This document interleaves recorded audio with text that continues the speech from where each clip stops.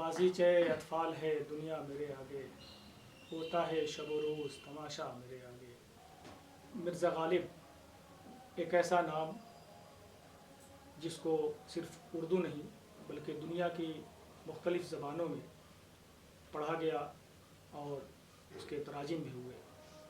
शायरी एक ऐसी चीज़ है, एक कहना चाहिए कि जो ज़िंदगी के आसार, ज़िंदगी में जो कुछ भी होता है, वक़ूफ़ पज़ीर होने वाले जितने भी इंसानी ज़िंदगी से मुतल्लिक़ जितने भी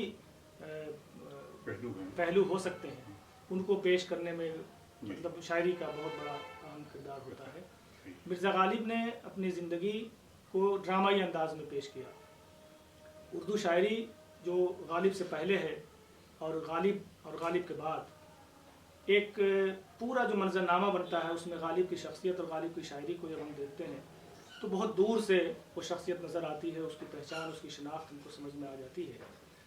गालिब ने कहा था कि हज़ारों ख्वाहिशें ऐसी कि हर ख्वाहिश पे दम निकले, बहुत निकले मेरे अरमान लेकिन फिर भी कम निकले। इसी तरह से गालिब ने अपनी शायरी के बारे में कहा था कि गंजी ने मानी का तिलिस्म उसको समझिए जो लफ्ज़ के गालिब मेरे अशार में आवे।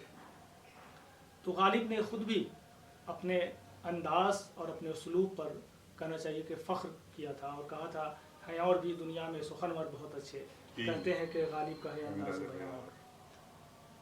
आज गुफ्तगू करने के लिए मेरे साथ प्रोफेसर अतीकुल्लाह साहब मौजूद हैं। प्रोफेसर अतीकुल्लाह साहब का तारुफ़ इतना काफ़ी है कि उर्दू तनक़ीद का मंज़रनामा अतीकुल्लाह के बग़ैर मुमकिन नहीं।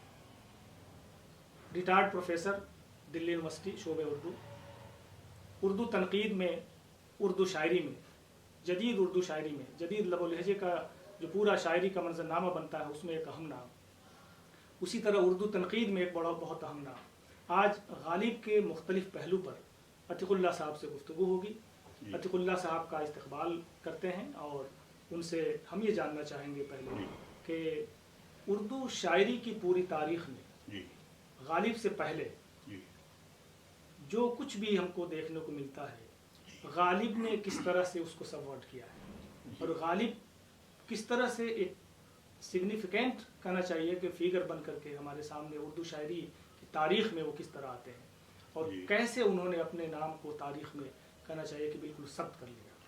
जी, बड़ा अच्छा सवाल है ये कौसर साहब, और इसकी बड़ी गहरी मानवियत भी है इस सवाल की कि ये अक्सर ये सवाल हमारे दरमियान आता है कि गालिब ने ऐसी कौन सी इनफरादियत कायम की जो इससे पहले कहीं और नज़र नहीं आती। उनसे पहले मीर तक़ी मीर या मुसफ़ी या नासिख जैसे शोरा गुजर चुके थे और गज़ल का पूरा एक वसी तर मंज़रनामा था। उसमें गालिब ने जिस तरह से अपने आप को यानी पेश किया, वो उसकी पहली सूरत तो वो नज़र आती है जो 1824-25 से पहले की सूरत है।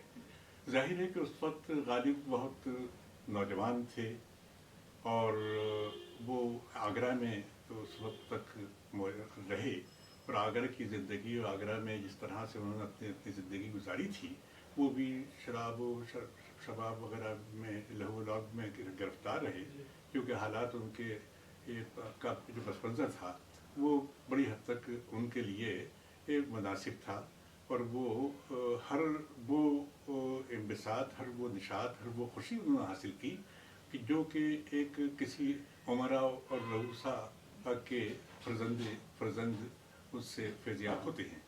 तो गालिब की एक ज़िंदगी का वो जो दौर था उसमें जाहिर है कि चूँकि वो एक ऐसे ख़ानदान से थे जो बड़ा फ़ारिग़-उल-बाल ख़ानदान था, हालांकि मसाइल भी उनके सामने थे, लेकिन जिस शख्स की 13 साल की उम्र में शादी हो गई हो और 13-14 साल की उम्र से ही कहा जाता है कि उन्होंने शायरी शुरू की थी, एक 12-13 साल तक की उम्र तक उन्होंने जो उनका कलाम था उस पर तर्ज़ बेदिल के असरात थे। यानी बजाय इसके कि मीर तक़ी मीर या किसी और दूसरे शायर वगैरह का जिक्र खैर आए, उन पर फ़ारसी की असतज़ा के असरात थे। बल्कि 1821 में जब नुस्ख़ा हमीदिया भोपाल का मंजर आम पर सामने आया तो उस वक्त ये पता चला कि उस वक्त की शायरी का उनका रुझान किस नौइयत का था। वो कहते हैं गालिब के तर्ज़ बेदिल میرے کا کہنا اسد اللہ خان قیامت ہے، تو ظاہر ہے بہت مشکل گھڑی تھی ان کے لیے. تو اس زمانے میں جو انہوں نے شاعری کی، 1816 میں بیاض غالب بھی شائع ہو چکی تھی، 1832 اور 33 میں جو نسخہ شیرانی ہے، نسخہ رامپور ہے، وہ بھی ہے، اور 1821 ظاہر ہے کہ 1821 کا یہ وہ نسخہ ہے جو کہ ان کی زندگی میں گم ہو گیا تھا.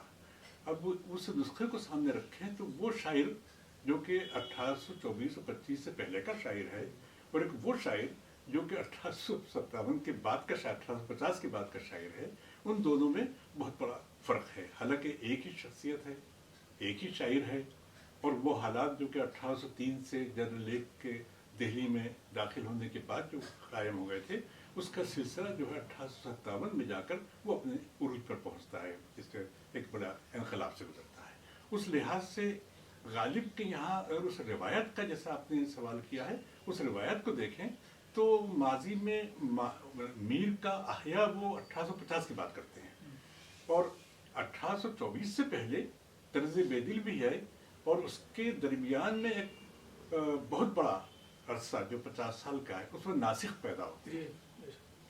تو کہا ہی جاتا ہے کہ ناسخیت ان کے کلام میں جو آئی ہے وہ ناسخ کے ذریعے، حالانکہ اس پر گفتگو ہو سکتی ہے اور بحث بھی ہو سکتی ہے، لیکن بہرحال یہ ہے کہ ناسخ کو پسند بھی کرتے تھے وہ کسی اور کے بجائے، اور اکثر انہوں نے اس کا حوالہ بھی دیا ہے. تو اور انیس کے مقابلے میں دردویر کو پسند کرتے تھے. اس سے بھی ان کے ذہنی رجحان کا پتہ چلتا ہے کہ وہ مشکل گوئی جو ان کی تھی، اس وجہ سے وہ ہماری روایت کو کس طرح سے اس کو عکس کرتے ہیں 1850 کے بعد اور 1824 سے پہلے. یہ صورتحال وہ ہے جو آپ نے اس طرح سے. سر غالب کو ظاہر ہے کہ حالی نے حیوان ظریف بھی کہا ہے. جی جی. تو ان کی زندگی، ان کی شخصیت کو سامنے رکھتے ہوئے ان کی شاعری کا محاسبہ کیا جائے، یا شاعری کو شخصیت سے الگ کر کے دیکھا جائے. ان کے کچھ اشعار ہیں، جیسے میں آپ کے سامنے پڑھنا چاہتا ہوں کہ میں نے کہا کہ بزم ناز چاہیے غیر سے تہی، سن کے ستم ظریف نے مجھ کو اٹھا لیا کہ یوں. یا اور بھی یہ مسائل تصوف، یہ تیرا بیان غالب، تجھے ہم ولی سمجھتے جو نے بعد خار ہوتا. تو اس طرح کے اشعار جو غالب نے کہے ہیں، یہ انسانی خود ظاہر ہے کہ اپنی ذات کے حوالے سے شعر کہنا اور اس کا انطباق سماجی سروکار سے مطلب اس پر کرنا، یہ چیزیں تھی سامنے حالی کے، اس کی وجہ سے حیوان ظریف کہا تھا. کوئی مطلب پہلو غالب کے سامنے ایسا آپ کی نظر میں کہ اگر اس طرح کے اشعار وہ نہ کہتے تو کیا ادب میں ان کا کوئی مقام کم ہو جاتا، یا وہ حیثیت نہیں ہوتی جو آج ہم سمجھتے ہیں، جیسے اردو والے سمجھتے ہیں یا دوسری زبان والے بھی غالب کو سمجھتے ہیں. تو ان کا جو ایک ارتفاع کہنا چاہیے، فنی ارتفاع جو ہے، تو ان اشعار کو کاٹ کر بھی وہ ارتفاع قائم رہے گا، یا اس کے بغیر اس کو بنا کر کے ہم دیکھ نہیں سکتے؟ دراصل جہاں تک ان کی یہ خوش طبعی کی بات ہے اور ظرافت کی بات ہے، تو ایسے اشعار بہت زیادہ نہیں ہیں غالب کے یہاں، لیکن ایک ہی شخصیت ہے جو کہ اپنے خطوط میں جس طرح وہ ایک خوش بختی کا مظاہرہ کرتے ہیں، اور اسی کا مظاہرہ وہ بعض اشعار میں بھی کرتے ہیں. یہ وہ شخصیت ہے، اور ظاہر ہے کہ غزل کا شاعر جو ہے وہ تضادات اس کے ہاں پیدا ہو ہی جاتے ہیں. یہ ایک غزل کی صرف کے باعث بھی، اور پھر یہ ہے کہ وہ دور بھی ایسا تھا جو تضادات کا مجموعہ تھا، یعنی جو کہ داخلی سطح پر بھی تضادات تھے. تضادات ان معنوں میں تھے کہ ایک طرف تو مشترکہ تہذیب تھی، اور دوسری طرف اس کا دین کے احیا کی باتیں ہو رہی تھیں. عبدالعزیز اسی عہد میں تھے جو کہ وہ دین کے احیا کی بات کر رہے تھے، اور اسی عہد میں یہ غالب ہیں جو کہ اپنے خطوط میں کہتے ہیں کہ یہ درس نظامی جو ہے، ابھی یہ درس نظامی چل نہیں سکتا. اور کلکتہ 1828 سے 30 تک جو کہ کلکتہ میں رہے تھے، تو وہ تاثرات بھی ان کے ذہن میں تھے. اس لحاظ سے انہیں علم تھا کہ وہ تہذیب جو کہ بنگال میں، کلکتہ، مدراس اور بامبے اور بہار کے بعض علاقوں پہ جو کہ انگریز ان پر حاوی ہو چکے تھے، قابض ہو چکے تھے، تو یہاں جو ایک تہذیب پنپ رہی تھی، اس میں یہ دونوں تہذیبیں، انگریزوں کی تہذیب کے اثرات بھی اپنا اثر دکھا رہے تھے. اس کی وجہ سے غالب کے یہاں، غالب کو ہم یہ کہہ سکتے ہیں کہ غالب اردو شاعری میں، اردو ادب میں پہلا روشن خیال اور لبرل شاعر ہے، اور جس کے یہاں دونوں چیزیں، ایک طرف تو ادب انگیزی ہے کہ ہم نے جی میں ہم نے اپنے جی میں ٹھانی اور ہے، اس طرح کے اشعار، یا جادہ راہ فنا غالب، بہت اچھا شعر ہے یہ، ہماری نظر میں ہے ہماری جادہ راہ فنا غالب کہ یہ شیرازہ ہے عالم کے اجزائے پریشاں کا. ایک طرف تو یہ شاعر ہے جو کہ جس کا کوئی مایوسی بھی نظر آتی ہے، اور اس کے علاوہ مایوسی کے علاوہ اجزائے پریشاں سے سارے ایک سوشلزم بھی ہے کہ مرنے کے بعد سب ایک ہو جائیں گے. ایک طرف تو یہ ہے، اور وہ خوش طبعی کا وہ نمونہ ہے کہ وہ اپنے آپ کو اپنا تماشا ہی بتاتے ہیں. اور پھر ڈھول دھپا اور سرابا ناز کا شیوانا تھا، ہمیں کر بیٹھے غالب پیش دستی ایک دن، یا در پہ رہنے کو کہا اور کیسا پھر گیا جتنے عرصے میں کہ میرا لپٹا ہوا بستر کھلا. یعنی ایک عجیب غریب کی شخصیت ہے کہ جہاں وہ اپنے آپ کو بھی مذاق کا موضوع بنا لیتے ہیں. تو ایک بڑی شخصیت کس طرح سے ایک ضبط سے کام لیتی ہے، ایک بڑی شخصیت کس طرح سے معروضیت سے کام لے سکتی ہے. اور علامہ سرور نے غلط نہیں کہا تھا کہ اردو شاعری کو انہوں نے ذہن دیا ہے. تو اس اعتبار سے مجھے یاد آ رہا ہے کہ صلاح الدین بخش نے بڑی اچھی بات کہی تھی کہ غالب ہمارے ایسے ذہنی دیوتا ہیں کہ جو کہ کبھی فانی نہیں ہوں گے، یعنی بجائے اس کے کہ دیوتا کہیں دیوتا کہا. تو یہ چیز وہ ہے کہ جو غالب کے یہاں کے تضادات کو بھی ایک خاص بانی بہم پہنچا رہے ہیں. جی تو غالب نے ایک شعر کہا تھا کہ رنج سے خوگر ہوا انسان تو مٹ جاتا ہے رنج، مشکلیں مجھ پر پڑی اتنی کہ آسان ہو گئی. جی اب یہ شعر پڑھتے ہوئے یا سنتے ہوئے ایسا لگتا ہے کہ آپ سے بالکل قریب ہو گیا، یا آپ اس شعر کے بالکل قریب چلے جاتے ہیں. انسانی جذبات یا انسانی احساسات کی شاعری غالب کر رہے ہیں. تو شاعری پہ جو کچھ آپ نے گفتگو کی، ان کی ظرافت نگاری یا شاعری میں جو ان کی حیثیت بنی ہے اردو شاعری میں، ایک پہلو آپ نے ذکر کیا تھا خطوط کے بارے میں کہ خطوط کو پڑھتے ہوئے اندازہ ہوتا ہے کہ غالب جو شاعری میں نظر آتے ہیں خطوط میں نہیں ہیں. خطوط میں ان کی پوری شخصیت اور نجی زندگی، نجی واردات کو جس طرح سے انہوں نے کھل کر بیان کیا ہے. شاعری کے حوالے سے بھی گفتگو کی ہے جہاں ان کو یہ شبہ ہوتا ہے کہ شاید شعر فہمی میں کسی کو دقت ہوگی تو اس کی تشریح و تعبیر بھی پیش کرتے ہیں. لیکن خطوط کے حوالے سے ایک تو یہ کہ ان کی انسانی درد مندی اور جو کچھ کہنا چاہیے انسانی سروکار کے حوالے سے وہ باتیں بھی ملتی ہیں. لیکن مجھے یہ جاننا ہے اور ناظرین کو بھی یہ جاننا ہے کہ اردو نثر کا جو کہنا چاہیے کہ پہلے سے اسلوب بنا ہوا تھا، اس کو جس طرح شاعری کو بھی سپورٹ کیا انہوں نے، اس طرح سے آپ کی نظر میں کیا جو نثری اسلوب تھا غالب نے اس کو توڑنے کی کوشش کی اور اپنی ایک الگ پہچان بنائی، اور اس کے بعد نثر کو جس طرح سے جو روپ انہوں نے دیا، جو شکل دی. تو آپ اس حوالے سے کیا کہنا چاہیں کہ غالب کی نثر کے بارے میں؟ دیکھیے وہ غالب کی نثر کا جہاں تعلق ہے، آپ کے جیسا ابھی ذکر نکلا تھا کہ دبیر کو پسند کرتے ہیں وہ انیس کے مقابلے میں، ناصر کو پسند کرتے ہیں وہ آتش کے مقابلے میں. اسی طرح سے آپ جانتے ہیں کہ رجب علی بیگ سرور کو پسند کرتے تھے وہ. یعنی یہ وہ مشکل آگے باہر کو تو تھی، فسانہ عجائب کو پسند کرتے تھے، فسانہ عجائب کو بھی. تو ان سے پس منظر اگر دیکھیں تو وہ اگر باغ و بہار کا ہو یا دلی اخبار کی نثر ہو، یا اس زمانے میں مسز مہر علی نے جو ترجمہ کیا تھا ویکار ویک فیلڈ کا، وہ ترجمے کو سامنے رکھیں، یا کمبل پوش کی نثر کو جو کہ 1847 کی نثر ہے اس کو نثر کو دیکھیں، تو یہ نثر کا سلسلہ جو فورٹ ولیم کالج سے یہاں تک ہے، تو یہاں اس میں کئی خط نہانی کے طور پر ہے. لیکن اس کے عروج اور کشید کر کے اور ایک نئے طریقے سے، نئی تکنیک سے انہوں نے جس طرح خطوط پیش کیا ہے، تو وہ اگر شعوری کوشش بھی کہی یوں جا سکتی ہے کہ اس سے پہلے کا جو ان کا سرمایہ تھا 25 برس کا، 1825 سے 50 برس کا، وہ فارسی خطوط کا ہے. اور فارسی خطوط میں وہ سادگی اور سادہ بیانی نہیں ہے، اس میں بہت خلاقی ہے، صنائع کا استعمال ہے، صنائی بہت ہے، شعوری کوشش اور ارادی کوشش کا دخل نظر آتا ہے. لیکن یہ عجیب و غریب بات ہے، اور کہ ایک ہی شخصیت ہے جو کہ شاعری میں مشکل گو ہے اور خطوط میں وہ سادہ بیانی سے کام لیتے ہیں. یہ دونوں میں فرق ہے. پھر یہ ہے کہ خطوط کا جس طرح آپ نے بتایا کہ نثر میں تو ان تمام جو نام لیے ہیں میں نے عرض کیے ہیں ان کے مقابلے میں غالب کے یہاں 3 چیزیں بہت اہمیت رکھتی ہیں. ایک تو یہ ہے کہ جو مکتوب الہی ہے اس کی شخصیت کا بھی عکس نظر آتا ہے.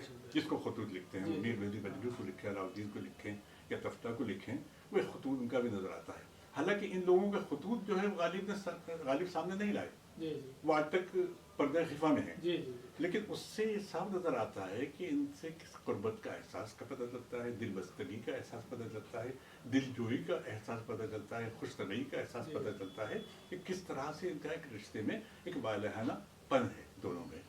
ایک بات تو یہ ہوئی. دوسری چیز یہ ہے کہ اس میں آپ بیتی کو جگ بیتی تو بتایا ہی گیا ہے, ایک طرح سے جو ڈرامائی انداز سے انہوں نے شہر کو پیش کیا ہے, دلی کو. جی تو وہ شہر کے کھنڈرات کو یا پورے ایک طرح سے وہ علامت ہے ایک پورے نظام کے تحسس ہونے کی, ایک نئے نظام کے نکی نمود کی. اس وجہ سے ان کے یہاں ایک علمناکی کا پہلو بھی ہے اس میں, لیکن ساتھ میں وہ مردہ پروردن مبارک کارنیست کہہ کر وہ یہ بھی کہتے ہیں کہ نیا جو دور ہے اس کی آمد ہے اس کا خیر مقدم بھی کرتے ہیں. تو یہ جو نثر ہے وہ آج کی نثر سے اگر ہم اس کو جوڑ کر دیکھیں تو ایکچولی یہ معلوم ہوتا ہے کہ بہت آگے کی نثر تھی. اس نثر میں کہیں کہیں قافیہ پیمائی بھی ہے, لیکن چھوٹے چھوٹے جملے, میں آپ اپنا تماشائی بن گیا ہوں, لو ایک جوتی اور لگی, لو اب قرض داروں کے جواب دے, یعنی اس طرح کے چھوٹے ٹکڑے جو کہ اکثر ان کے یہاں نظر آتے ہیں, تکلفات کو بھی توڑنے کی کوشش. یہ تو اب یہ جو چھوٹے چھوٹے ٹکڑے, چھوٹے چھوٹے بڑی بڑی عبارت آرائیوں سے, کہ جتنے بھی اس سے پہلے نثر کے نمونے تھے اردو میں, اس میں عبارت آرائی تو تھی, جملے جو ہے بہت عبارتیں بہت طویل ہوتی تھی. تو اس اعتبار سے بھی نثر, دوسرا یہ کہ اس ایک ایسا پردہ ہے یہ نثر کا کہ جو ہم آر پار دیکھ سکتے ہیں جس سے, یعنی جس پر صاف نظر آتی ہے, جھلکیاں نظر آتی ہیں, ڈرامائی کیفیت ہے وہ بھی دکھائی دیتی ہے, ناول کا انداز جو کہ انتظار فکشن کی طرح پڑھ سکتے ہیں. یہ حیرت ہے کہ انتظار حسین نے جو بات کہی تھی کہ سبھی ناول کے آثار اسے نظر آتے ہیں, وہ تو حال ہی کہہ چکے تھے, ایسے سے پہلے کہہ چکے تھے. پھر یوسف سلمس نے اس پر ایک مضمون لکھا. تو اس اعتبار سے ایک فکشنل ایلیمنٹ اور ڈرامیٹک ایلیمنٹ یہ نثر میں پیدا کرنے کا صحرا وہ غالب کے ساتھ ہے. عتیق اللہ صاحب, ایک سوال اور آخر میں کرنا چاہیں گے کہ غالب فہمی میں جن نقادوں نے اہم کردار ادا کیے, میں سمجھتا ہوں کہ جیسے عالم سرور کا آپ نے ذکر کیا تھا, عالم سرور نے غالب کو سمجھا, وحید اختر نے لکھا, خورشید الاسلام نے, مجنو گورکھپوری نے, اور جو تشریحیں لکھی گئیں یوسف سلیم چشتی سے لے کر کے اور ہمارے شمس فاروقی تک, غالب فہمی کا جو سلسلہ شروع ہوا تھا حالی سے لے کر فاروقی تک, آپ کیا سمجھتے ہیں کہ غالب کو سمجھنے میں یہ تمام لوگوں کی جو تحریریں ہیں وہ کافی ہیں, یا مزید اس کی گنجائش ہے کہ غالب کی جو جہاں جہاں جو چیزیں رہ گئی ہیں یا کچھ خلا نظر آتا ہو, جب ہم ان کی تشریحیں پڑھتے ہیں تو اندازہ ہوتا ہے کہ شاید جو ذرا بالغ نظر قاری ہے اس کو سمجھ میں کہیں کہیں آتا ہے کہ کہیں کچھ خلا سا محسوس ہوتا ہے اس کو بھرنے کے لیے. آپ کی نظر میں کیا آپ سمجھتے ہیں کہ کوئی اور اچھی سی شرح لکھنے کی ضرورت ہے, یا جن لوگوں نے غالب فہمی میں کام کیا اب ہو گیا, اب دروازے بند ہو گئے, مانی یابی کے دروازے غالب کے حوالے سے آپ کیا سمجھتے ہیں کہ کھلے ہوئے ہیں, کھلے رہیں گے, یا تقریباً وہ تمام ہو چکے ہیں؟ انگریزی میں تو جو موجودہ ابھی رجحان ہے وہ اگینسٹ انٹرپریٹیشن ہے, یعنی تفہیم اور تشریح کے خلاف ہے, کیونکہ یہ ہمیں ایک سد راہ قائم کر دیتا ہے کہ پڑھنے والا پھر انہی تشریحات پر کو ہی ذہن میں رکھ لیتا ہے. یہ ایک انسان کی فطرت ہے. لیکن جہاں تک سوال تشریحات کا ہے کہ ظاہر ہے کہ یہ جہاں تک ایک بڑے شاعر کی پہچان یہی ہوتی ہے کہ وہ ہم بار بار اس کو دستک دیتے ہیں, بار بار آ کر اپنے آپ سے تعارف کراتا ہے, بار بار وہ گم ہو جاتا ہے, بار بار ہم اسے تلاش کرتے ہیں.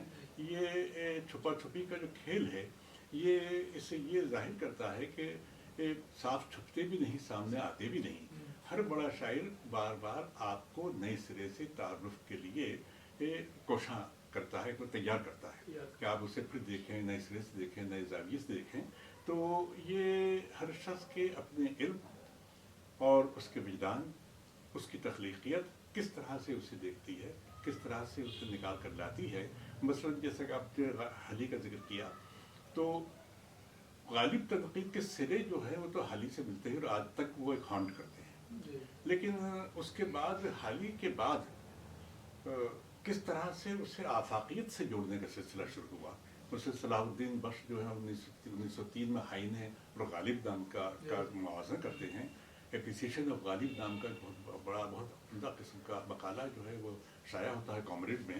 اس سے پتہ چلتا ہے کہ وہ کس طرح سے مختلف باہر کے جو بڑے شعراء ہیں ان سے وہ پہلی بار اردو شاعر کا تقابل کرتے ہیں. اور یہی چیز گوئٹے سے جس طرح اقبال نے مقابلہ کیا تھا، حوالہ دیا تھا. لیکن اس کے بعد عبدالرحمن بیجنوری نے تو حد ہی کر دی تھی. کوئی مصور نہیں چھوڑا مغرب کا، کوئی موسیقار نہیں چھوڑا، کوئی شاعر نہیں چھوڑا، کوئی فلسفی نہیں چھوڑا. ان سب کے حوالوں سے انہوں نے ایک خوبصورت سا تاج محل تیار کیا تھا. اور وہ کہ ہندوستان میں دو کتابیں ہیں، ایک وید مقدس اور دوسرا دیوان غالب. تو ایک اعتبار سے غالب کو سمجھنے کا جو سلسلہ آفاقی سطح پر یا آفاقیت کے تناظر میں، ہم غالب کو حالی نے مشرقیت کے تناظر میں دیکھا تھا غالب کو، اور یہ وہ سلسلہ ہے جو مغربیت کے تناظر میں دیکھ رہا ہے. بجنوری سے شروع ہوتا ہے، نہیں، حائن اور غالب سے شروع ہوتا ہے، صلاح الدین بخش سے اس سے شروع ہوتا ہے. اس کے بعد عبد المجید دریا آبادی فلسفہ غالب پر لکھتے ہیں. بہت مبسوط مقالہ ہے اس میں، اور اس میں وہ تمام فلسفی جو مغرب کے فلسفی اس وقت کانٹ اور برکلے وغیرہ آ چکے تھے، ان کے حوالوں سے وہ غالب کو دریافت کرتے ہیں. اور پھر اس کے بعد عبدالرحمن بیجنوری 1918 میں ایک کتاب شائع ہوتی ہے. تو یہ سلسلہ ہوتے ہوئے خورشید الاسلام سے ہوتے ہوئے اور اکرام سے ہوتے ہوئے، شیخ اکرام سے ہوتے ہوئے فاروقی تک پہنچتا ہے. اور اسی طرح نظم طباطبائی سے تشریحات کا سلسلہ شروع ہوتا ہے. تو یہ دونوں چیزوں کا اگر جوڑ کر دیکھا جائے تو تشریح کا تصور جو قائم کیا تھا غالب نہیں. دوست احباب نے مجھ سے پوچھا تھا کہ آپ یہ فلاں شعر کے معنی دیجیے، وہ سلسلہ تو غالب سے شروع ہوتا ہے. تو ہر دور میں کس طرح سے ایک بڑا شاعر نئی معنی خیزی کے ساتھ سامنے آتا ہے. وہ چیز ہمیں غالب کے یہاں، میر تقی میر کے یہاں، اقبال کے یہاں اس لیے نظر آتی ہے کہ انہوں نے بہت سی روایتوں، نئی روایت بھی قائم کی ہیں اور پرانی روایت سے کسی نہ کسی حد تک گریز بھی کیا ہے. تو اس لحاظ سے غالب تنقید کو ہم کہہ سکتے ہیں کہ تنقید کو ایک نیا بون دینے بھی غالب کا بہت بڑا ہاتھ ہے. یعنی یادگار غالب اگر لکھی گئی ہے تو پہلی بار یہ پتہ چلا کہ شخصیت بھی کس طرح سے اثر انداز ہوتی ہے شاعری پر. جی، تو یا حیوان ظریف کے طور پر کہ شاعر جو ہے صرف ایک یہی نہیں کہ وہ اپنے گہرے سنجیدہ یا متصل وفانہ مسائل اور انہیں کا اظہار کرتا ہے، بلکہ اس کے علاوہ چھیڑ چھاڑ بھی کر سکتا ہے. وہ شوخی کا اظہار بھی کر سکتا ہے. تو یہ شوخی جو ہے ان سے پہلے کسی شاعر نے اپنے آپ کو مذاق کا موضوع نہیں بنایا تھا. تو یہ بھی بہت بڑی بات ہے. اپنی شخصیت کو مطلب نشانہ بناتے ہیں، اور سماج میں اس طرح کے جو لوگ ہیں ان کو میرے خیال سے وہ نشان زد کرنے کی کوشش کی خود کو، اس لیے کہ یہ بہت مشکل کام ہوتا ہے کہ اپنے آپ کو نشانہ بنائے، اور دراصل کہنا کسی اور کو یا نشانہ کسی اور کو بنانا ہوتا ہے. اور یہ شاعری میں میرے خیال سے زیادہ مشکل کام ہے. شاعری میں یہ کام انہوں نے کیا. اور جیسا کہ آپ نے بتایا کہ یادگار غالب سے لے کر اور شرح یا تنقید مطلب وہاں سے شروع ہوتی ہے اور فاروقی تک، یا فاروقی کے بعد بھی ظاہر ہے کہ مقالات لکھے گئے اور مضامین لکھے جا رہے ہیں. آپ نے خود بھی غالب پہ تطابق بالنفی، اچھا میں یہ جاننا چاہ رہا تھا کہ یہ کیا ہے تطابق بالنفی کے حوالے سے جو آپ نے غالب پہ مضمون لکھا ہے، تو اس کو سمجھنا چاہتا ہوں میں ذرا. یہ نیگیٹو کیپیبلٹی ہے. یہ نیگیٹو کہ ہم نیگیشن سے کس طرح سے ایک تنبیہ قائم کر لیتے ہیں، بجائے اس کے کہ اس کا رد عمل ہم سوگواری کے ذریعے، مایوسی، مرثیہ خوانی یا نوحہ خوانی کے ذریعے کریں، اس کے بجائے ایڈجسٹیبلٹی. تو غالب میں جو ایڈجسٹیبلٹی نفی میں اپنے عہد کی نفی سے کس طرح جڑا، جوئے خوں آنکھوں سے بہنے دو کہ ہے شام فراق. اب شاعر کہہ رہا ہے کہ بہنے دو مجھے، روکو مت. جوئے خوں یعنی کیتھارسس، جوئے خوں آنکھوں سے بہنے دو کہ ہے شام فراق، میں یہ سمجھوں گا کہ شمع دو فروزہ ہو گئی. اب یہ کہ یہ ایک تصور کہ وہ شاعر جو کہ جوئے خوں بہ رہا ہے، رو رہا ہے ایک طرح سے، نیگیٹو پہلو ہے، نیگیٹو، اور وہی کہہ رہا ہے اس سے روشن ہو رہا ہے. یہ غم نہیں ہوتا ہے آزادوں کو بے شک یہ نفس برس سے کرتے ہیں روشن شمع ماتم خانہ ہم. وہ کہہ رہا ہے کہ بھائی یہ ہم تو ایک لمحے کے لیے غم آتا ہے ہمارے لیے اور وہ چلا جاتا ہے. اور کبھی ہمارا جو ماتم خانہ ہے اس میں بھی بجلیاں چمکتی ہیں جو کہ تباہ کرنا چاہتی ہیں ماتم خانے کو بھی. ہم تو اپنی بجھی ہوئی شمعوں کو سے روشن کر لیتے ہیں. ایک طرح سے کہنا ہے کہ جو عالمیہ تناظر ہے ہاں اس میں نشاط کے پہلو تلاش کے پہلو نکال تطابق بنفی کا مطلب یہ ہوا. جی یہ بہت اہم مضمون تھا آپ کا, جی میں نے پڑھا بھی تھا. جی تو آپ کی نظر ظاہر ہے کہ آپ تو جب لکھتے ہیں یا گفتگو کرتے ہیں تو جو رائج جو اسلوب ہوتا ہے اس سے ہٹ کے آپ بات کرتے ہیں, اور یہی آپ کا اختصاص بھی رہا ہے تنقید میں, شاعری میں بھی. اب ہم ذرا سے یہ جاننا چاہتے ہیں کہ نثر کے حوالے سے بھی گفتگو ہوگی, شخصیت کے حوالے سے بھی. ایک پہلو ذرا سا رہ جاتا ہے, چونکہ غالب کی شخصیت و شاعری دونوں اردو سے نکل کر اور دلی سے نکل کر کہنا چاہیے کہ دوسرے زمانوں میں دوسری زبانوں میں پینیٹریٹ کر گئی ہے. تو اس حوالے سے ہم ایک چیز کو سامنے رکھتے ہیں کہ سیلولائٹ پہ, پردہ سیمی پہ کس طرح سے لوگوں نے غالب کی شخصیت کو, غالب کی شاعری کو پیش کیا ہے. وہ یہ سیریلز میں یا فلم کے ذریعے, جن لوگوں نے بھی سیریل بنائے ہیں یا فلم بنائے ہیں یا ڈرامے لکھے گئے, ڈرامے پیش کیے گئے, تو اس حوالے سے ذرا سا آپ کچھ روشنی ڈالیں اس پر کہ غالب کی شخصیت کس طرح ابھر کے آتی ہے اس کے ذریعے, اور شاعری کس طرح ابھر کے آتی ہے. شخصیت پر زیادہ فوکس کیا لوگوں نے, یہ شاعری کے حوالے سے زیادہ بات کی گئی. دراصل بات یہ ہے کہ غالب ہماری اردو شاعری میں ایک واحد ایسا شاعر ہے کہ جو سے مشکل گو بھی کہا گیا, بہت مشکل ہے, لیکن عوام اور خواص دونوں سطحوں پر وہ ایک ایسی مثال بن جاتا ہے کہ جسے ہم ہماری تہذیب کا ایک بہت بڑا عنصر جسے ہم قرار دیں. اور غلط نہیں کہا ہے رشید احمد صدیقی نے کہ مغلیہ سلطنت نے ہمیں جو 3 چیزیں دی ہیں, یادگار چیزیں دی ہیں, ایک اردو, ایک غالب اور تیسرے تاج محل. تو گویا کہ غالب کو ایک طرح سے تاج محل کے ساتھ اردو کے ساتھ جوڑ کر وہ یہ بتانا چاہتے ہیں کہ ہماری عوامی زندگی میں بھی اس کا بہت بڑا دخل ہے. اب اسی سطح پر جو پاکستان میں غالب پر فلم بنی تھی, یا ہمارے یہاں جو فلم بنی اور سیریل آیا, اور اس کے علاوہ یہ کہ رقص کے ذریعے بھی ان کے اشعار کی مصوری کے ذریعے بھی عظیم چغتائی وغیرہ نے جو پیش کیے نمونے. تو ایک طرح سے کسی بھی زاویے نے فنون لطیفہ میں رقص ہو, موسیقی ہو, ڈرامہ ہو, ان سب پر غالب حاوی رہا ہے. جی, اور سب نے اسے اپنے اپنے ذریعے سے اپنے اپنے طور پر پیش کرنے کی کوشش کی ہے. اب یہ ضرور ہے کہ کہیں کہیں فکشنل ایلیمنٹ بھی آیا ہے, اور اب ایک ناول عبدالستار قاضی عبدالستار نے لکھا تھا غالب, تو اس میں بھی فکشنل ایلیمنٹ کافی تھا, اور ان جو بھی سیریل آئے تھے ان میں بھی تھا, لیکن باوجود اس کے غالب کی بنیادی شخصیت ضرور نظر آتی ہے.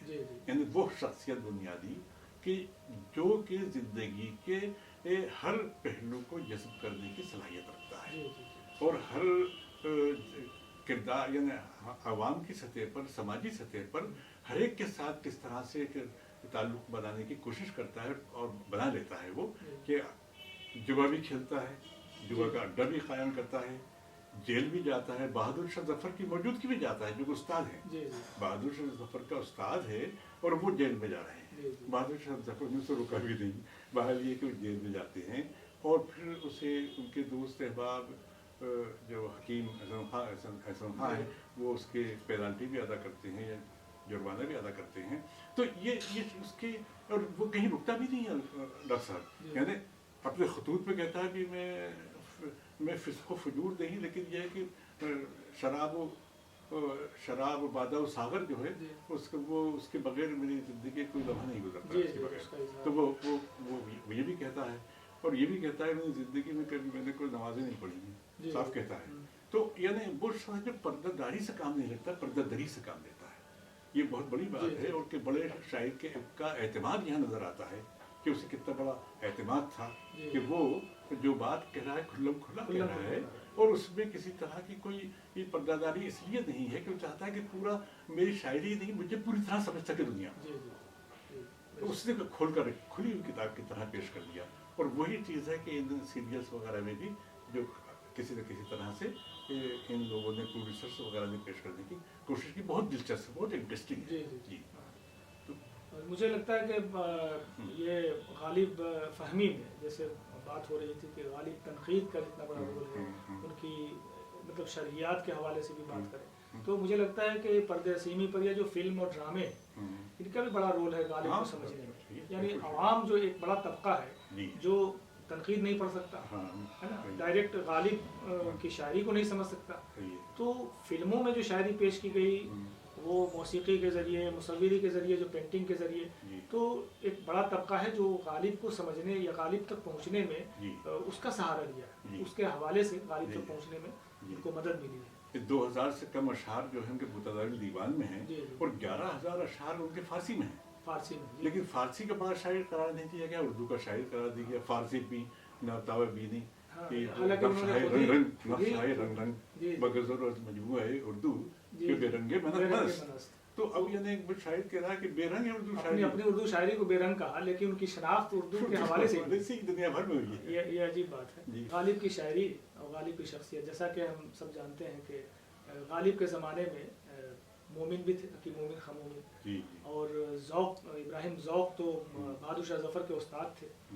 تو ایک بڑی محفل جمتی تھی اور نشستیں ہوا کرتی تھی, غالب میں شریک ہوا کرتے تھے. ذوق کے تلامذہ کی بڑی تعداد تھی. تو یہ بھی تاریخ میں ملتا ہے, ادبی تاریخ میں, کہ جس طرح سے ذوق کی شناخت تھی یا ذوق کو جس طرح مشاعروں میں داد دی جاتی تھی, غالب محروم رہتے تھے اس حوالے سے. کئی بار تو یہ ہوا کہ وہاں سے اٹھ کے چلے جاتے تھے, مطلب ان کو ظاہر ہے کہ اندر سے تکلیف ہوتی تھی اور ان کی مشکل گوئی پر طنز بھی کیا گیا. تو ایک سوال یہ قائم ہوتا ہے کہ جو شناخت غالب کو بعد میں ملی یا اب ملی, اور اس زمانے میں کہا جاتا ہے کہ ذوق کی شناخت زیادہ تھی, ذوق کے لوگ دل دادا زیادہ تھے, تو کیا وجہ بنتی ہے کہ ذوق آج پردہ خفا میں چلے گئے اور غالب ڈومیننٹ ہو گئے؟ وہ کون سے عناصر ہو سکتے ہیں کہ اس زمانے میں تو ان کی اپنی پہچان نہیں بن پائی تھی, لیکن آگے چل کر کے وہ کھل کر سامنے آ گئے؟ دراصل ایک تو وہی جو ایک تہذیبی منظرنامہ ہے اس دور کا, اور ایک جو لسانی منظرنامہ ہے اس کو ہم سامنے رکھیں تو چونکہ بہادر شاہ ظفر کے قریب ترین جو استاد رہے ہیں, سب سے پہلے استاد تو نصیر تھے, لیکن اس کے بعد پھر ذوق ہو گئے. تو ذوق کے یہاں جو بامحورہ شاعری ہے اور جو ان کے یہاں ہماری صدیوں کی جو شاعری کی روایت ہے, اس کی روایت کے تحت ان کے یہاں جو لطافت اور جو چاشنی ہے محاورے کی اور جو بندشیں ہیں, اس لحاظ سے وہ روایت سے جڑے ہوئے ہیں. ہم کہہ سکتے ہیں کہ روایت سے جڑے ہوئے غالب بھی تھے, لیکن غالب روایت سے جڑے ہوئے تھے, روایتی نہیں تھے. ذوق جو ہے وہ روایتی تھے, ٹریڈیشنل تھے, روایتی تھے. اسی وجہ سے اس میں نامانوس کاری یا ادبیت کا احساس نہیں ہوتا. تو اس وقت کے اپیل, یعنی اس وقت کے عوامی سطح پر بھی, دربار کی سطح پر بھی, بہادر شاہ ظفر کی سطح پر بھی, ان سب کے لیے وہ بہت مانوس ترین شاعر تھے. اس میں ادبی سیاست بھی تو ہو سکتی ہے, اس لیے کہ یہ تو انسانی نفسیات سے جڑی ہوئی چیز ہے, اس زمانے میں بھی رہی ہوئی. کلکتہ میں گئے تھے, وہاں پر سامنے آ جاتی ہے سیاست, اور سے کھل کر سامنے آتی ہے. 1828 اور 30 تک وہاں پر رہے, 2 سال سے بھی تھوڑے سے کم عرصے ہوئے, تو وہاں پر بھی کافی ان کے اس طرح سے تنازع ہوئے. لیکن یہاں معاملہ یہ تھا کہ غالب کو اس بات کا شعوری طور پر احساس تھا کہ وہ ایک مشکل شاعر ہے, اور وہ ہرگز نہیں ہے, ہرگز کسی کے دل میں نہیں ہے میری جگہ. ابھی صاف کہہ رہا ہے وہ, ہوں کلام میں نفس ولے نہ شنیدہ ہوں, یا میں اندھیری میں گلشن ناآفریدہ ہوں. تو وہ خود سمجھ رہا ہے اس بات کو کہ ابھی وہ زمانہ آیا نہیں ہے کہ جس میں یہ سمجھے نا آج کا زمانہ ہے جسے سمجھا جائے گا, اور ابھی وہ زمانہ آیا نہیں. تو اس کو اس بات کا شدید احساس تھا, اس لیے اس نے ڈگر تو اپنی قائم رکھی, اس میں تھوڑی سی حلاوت جو ہے میر کے ذریعے قائم پیش کر دی.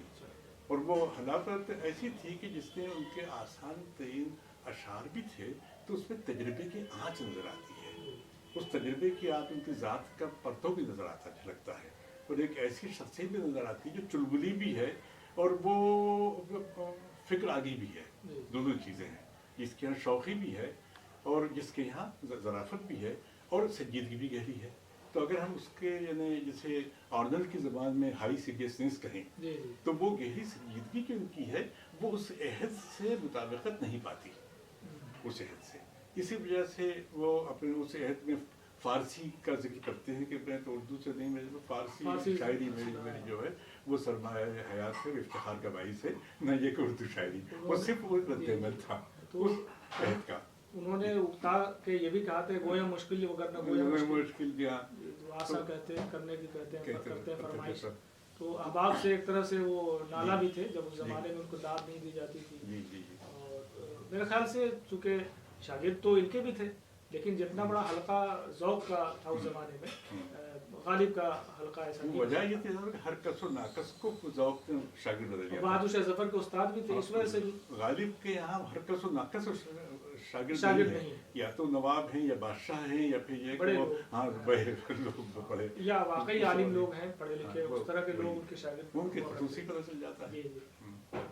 تو غالب کے حوالے سے غالب کو سمجھنے کے لیے آپ سے گفتگو کر کے بہت اچھا لگا، اور میرے خیال سے غالب فہمی میں جو عتیق اللہ صاحب نے ان کی شاعری کے حوالے سے، ان کی شخصیت کے حوالے سے اور ان کے خطوط کے حوالے سے یا فلم اور ڈرامے کے حوالے سے جو گفتگو کی ہے، میں سمجھتا ہوں کہ غالب کو سمجھنے میں یہ گفتگو بہت اہم رول ادا کرے گی۔